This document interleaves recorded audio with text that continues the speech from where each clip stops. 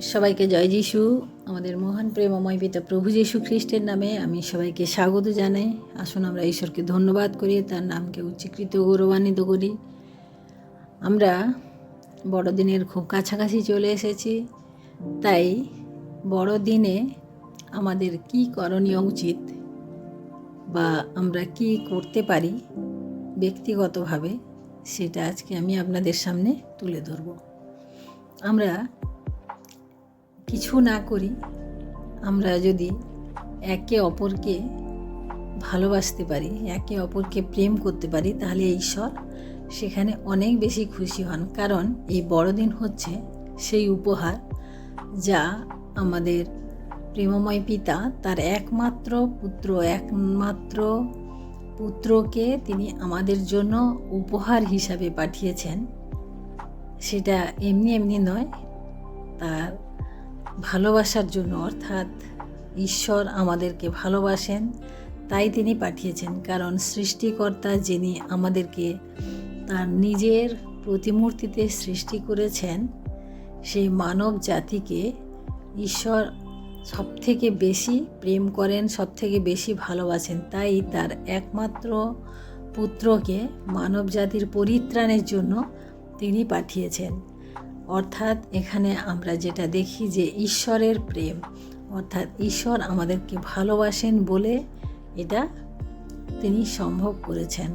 তাই আজকে আমরা যদি বড়দিনে আমরা যদি ঈশ্বরকে খুশি করতে চাই বা ঈশ্বরকে সন্তুষ্ট করতে চাই, তাহলে আমাদের অবশ্যই একে অপরকে ভালোবাসতে হবে। কারণ আপনি যদি সামনের মানুষটাকে ভালো না বাসতে পারেন, আপনি যদি আপনার প্রিয়জনকে ভালো না বাসতে পারেন, আপনি যদি আপনার প্রতিবেশীকে ভালোবাসতে না পারেন, তাহলে আপনার বড়দিন আপনার কাছে মূল্যহীন। কারণ ঈশ্বর আমাদেরকে সেই প্রেম দেখিয়েছেন, যে প্রেম এই বিশ্বে, এই জগতে কোথাও সেই প্রেম কেউ দেখাননি। তিনি আমাদেরকে এত প্রেম করেছেন যে তার একমাত্র পুত্রকে তিনি উপহার হিসেবে পাঠিয়েছেন। আর সেই উপহার, সেই অমূল্য উপহার, সেই অদ্বিতীয় উপহার, যে উপহার প্রভু যিশু আমাদের জীবনে জন্ম নিয়েছেন। আমরা সেই প্রভু যিশুর জন্মকে নিয়ে আমরা আজকে এত আনন্দিত, এত উৎসাহিত। কিন্তু সে আনন্দের পেছনে যে কাহিনী, সেটা হচ্ছে ঈশ্বর তার একমাত্র সন্তানকে, তার একমাত্র পুত্রকে আমাদের জন্য পাঠিয়েছেন। আমরা সেই প্রেম দেখতে পাই এখানে। কিন্তু আমরা জানি যে আমরা সবাই আনন্দ উল্লাস আমরা এটা করি, কিন্তু এখানে ঈশ্বরের যে এত বড় একটা স্যাক্রিফাইস, এত বড় একটা ত্যাগ রয়েছে আমাদের জন্য, আমরা সেটা যেন ভুলে না যাই।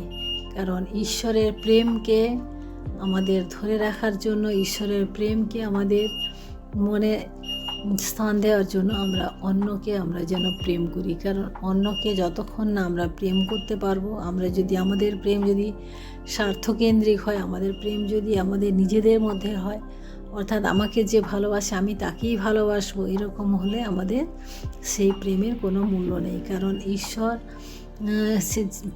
ঈশ্বর যাদেরকে প্রেম করতে বলেছেন, সেই আমরা দেখি যে তিনি ঈশ্বরের বাক্যে আমাদের বলা হয়েছে, দ্বিতীয় আজ্ঞাতে বলা আছে যে তোমরা তোমাদের প্রতিবেশীর আপনার মতো প্রেম করো না, নিজের মতো। মানুষ সব থেকে নিজেকে বেশি ভালোবাসে।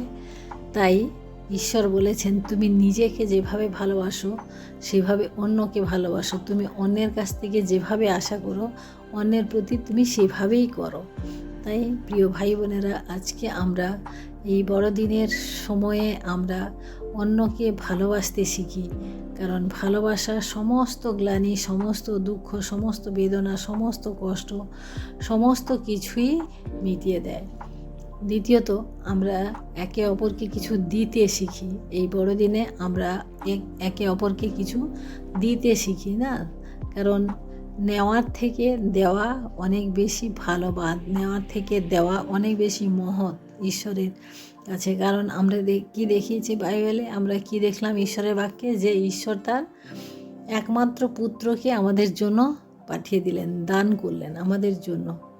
অর্থাৎ তিনি মানুষ তার পুত্রকে কখন দান করতে পারে কি? আমরা কিন্তু কোনোদিনই পারবো না, না আমাদের নিজেদের সন্তানকে অন্যের জন্য দান করে দিতে আমরা পারবো না, কিন্তু ঈশ্বর পেরেছেন সেটা। তাই আমরা বাইবেলেও এটাও দেখি যে সেই একজন মানে যে দানী ব্যক্তি ছিলেন সেই অব্রাহাম, যে তার একমাত্র পুত্রকে অব্রাহাম তার একমাত্র পুত্রকে ঈশ্বর যখন বললেন আমার জন্য উৎসর্গ করো, তিনি কিন্তু উৎসর্গ করতে চলে গিয়েছিলেন। ঈশ্বরও আজকে দেখতে চান যে আপনি কিভাবে দান করছেন, কিভাবে অপরকে কিছু দিচ্ছেন। এটা আমরা অনেক সময় ভাবি যে না কি দেব, দিতে গেলে অনেক কিছু খরচ, কিন্তু না, আপনার যেটুকু সামর্থ্য, যেটুকু মানে দেব সেই ধরনের মানুষকে যার প্রয়োজন রয়েছে। আমরা সচরাচর এটা করে থাকি যে আমাকে দিয়েছে আমরা তাকে দিই, বা যে আমাকে দিতে পারবে তাকে আমরা দিই, কিন্তু আমাদের ঈশ্বরের বাক্য তা বলে না। যার নেই, যার প্রয়োজন রয়েছে আমরা যেন তাকে দিই। যার আছে, যার অনেক কিছু রয়েছে তাকে দিয়ে আমাদের কোনো লাভ নেই, কারণ আপনার কাছে সেই দেওয়া মূল্যবান বস্তুটি আপনার কাছে অনেক মূল্যবান হতে পারে, কিন্তু যাকে দিচ্ছেন তার যদি অনেক থাকে তার কাছে সেটা মূল্য অনেক কম হতে পারে। কিন্তু আপনি যদি একজন দুঃখীকে বা গরিবকে, একজন ভিখারিকে যদি আপনি কিছু দেন, সে আপনাকে প্রাণ ভরে আশীর্বাদ করবে এবং সে আপনার জন্য সব সময় কৃতজ্ঞ থাকবে। তাই আমরা এই বড়দিনে কিছু দিতে শিখি। তারপরে হচ্ছে তৃতীয়ত হচ্ছে আমরা একে অপরকে সেবা করতে শিখি। একে অপরের সেবা করা, আমরা কি করে সেবা করব? আমরা মনে করি যে কিভাবে সেবা করব, সেবা করতে গেলে সেরকম সুযোগ লাগে, সুবিধা লাগে, টাকা পয়সা লাগে, অনেক কিছু লাগে, কিন্তু না, সেবা হচ্ছে সেটা যেটা আপনি অনুভব করেন যে এই মানুষটার কিছু প্রয়োজন রয়েছে, যে প্রয়োজন রয়েছে সেটার জন্য আমাকে কিছু করতে হবে। আমরা অনেক সময় রাস্তা দিয়ে যখন গাড়িতে যখন যাই, তখন আমরা দেখি যে অনেক বৃদ্ধ মানুষ দাঁড়িয়ে থাকেন, আমরা অনেক যুবক যুবতীরা তারা বসে থাকে, না দেখার ভান করে বসে থাকে। কিন্তু এই সামান্যটুকু যদি আমরা করতে পারি, যে আমরা উঠে গিয়ে কৃতজ্ঞভাবে তাকে যদি আমরা বসতে সিট দিই, তাহলে সেটা আমাদের সেবা হয়। কারণ ঈশ্বর তখন দেখেন, ঈশ্বর তখন খুশি হন।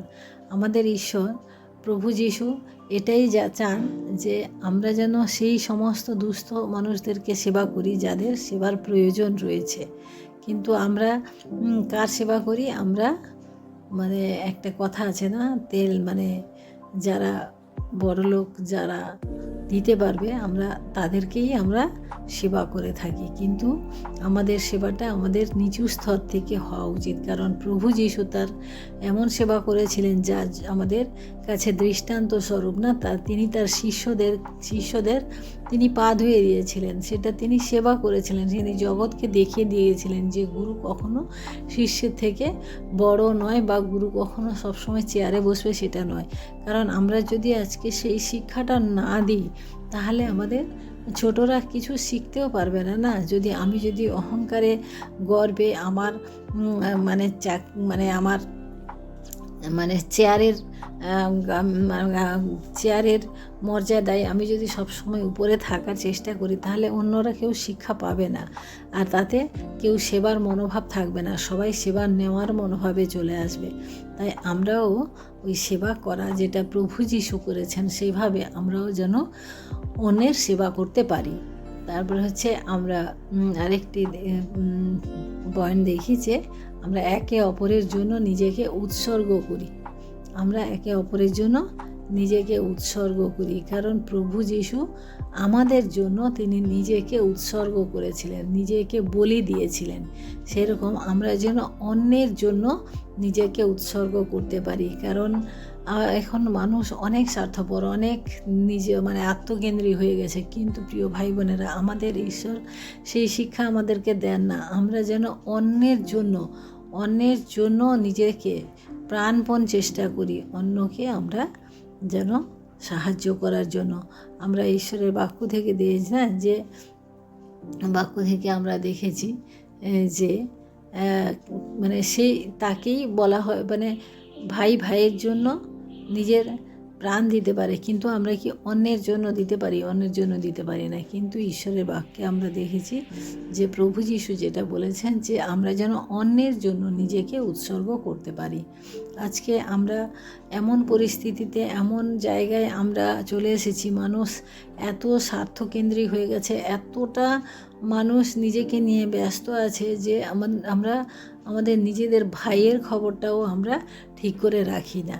তাই আমাদের ঈশ্বর আমাদেরকে যে শিক্ষা দিয়েছেন প্রিয় ভাই বোনেরা, আমরা সেই শিক্ষা মেনে আমরা অন্যের যেন আমরা সেবা করতে পারি বা অন্যের জন্য নিজেকে উৎসর্গ করে দিতে পারি। প্রভু কি বলেছিলেন? যে তোমার সঙ্গে এক ক্রোশ হাঁটতে চায়, যে তোমাকে এক ক্রোশ হাঁটার জন্য তোমাকে অনুনয় বিনয় করে, তার সাথে তুমি 2 ক্রোশ হাঁটো।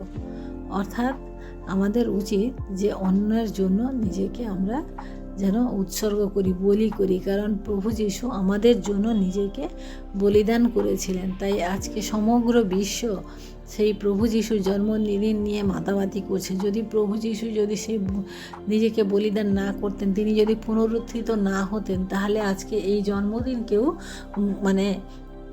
কেউই পালন করতো না। কারণ মানুষ সাক্ষ্য দেখে, মানুষ প্রমাণ চায়, শুধু ওইভাবে জন্মদিন কিন্তু করতো না। কারণ তিনি যে ঈশ্বরের পুত্র ছিলেন, তিনি তার একমাত্র প্রমাণ তিনি ক্রুশের উপরে দিয়ে গেছেন না। ক্রুশের উপরে যখন তিনি যন্ত্রণায় কাতর, তখনও তিনি বলছেন যে পিতা, এরা কি করছে জানে না, এদেরকে তুমি ক্ষমা করো। তাই প্রিয় ভাই বোনেরা, আজকে এই আমার ছোট্ট মেসেজ, ছোট্ট বাক্য থেকে আপনারা ঠিক বুঝতে পারছেন যে আমি কি বলতে চাইছি।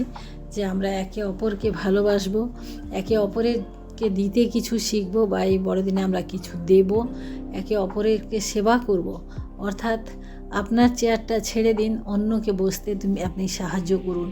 আপনি সরে যান, অন্যকে দাঁড়াতে সাহায্য করুন। আপনি আপনার জায়গা থেকে সরে আসুন, অন্যকে সাহায্য করুন, অন্যের সেবা করুন এবং অন্যের জন্য নিজেকে উৎসর্গ করুন। আসুন আমরা প্রার্থনা করি। Hallelujah, hallelujah, hallelujah. মহান প্রেমময় পিতা, তোমার মহানামের ধন্যবাদ প্রশংসা করি প্রভু। আজকের এই সুন্দর সময় আরেকটি বার তোমার বাক্য পাঠের মধ্য দিয়ে তোমার সেই বড়দিনের সুসমাচারের মধ্য দিয়ে প্রভু আমরা আজকে তোমার চরণে উপস্থিত হতে পেরেছি প্রভু। তাই তোমায় ধন্যবাদ করি প্রভু। তুমি আশীর্বাদ করো, প্রত্যেককে সুরক্ষা করো, সুস্থ রাখো এবং এই বড়দিনে প্রত্যেকের জীবনে তুমি কাজ করো। সমস্ত মহিমা, গৌরব, প্রশংসা তোমাকে দিয়ে এই বিনতি প্রার্থনা চাই আমাদের মুক্তিদাতা ত্রাণকর্তা প্রভু যীশু খ্রিস্ট তোমারই নামে, আমেন। সবাইকে জয়।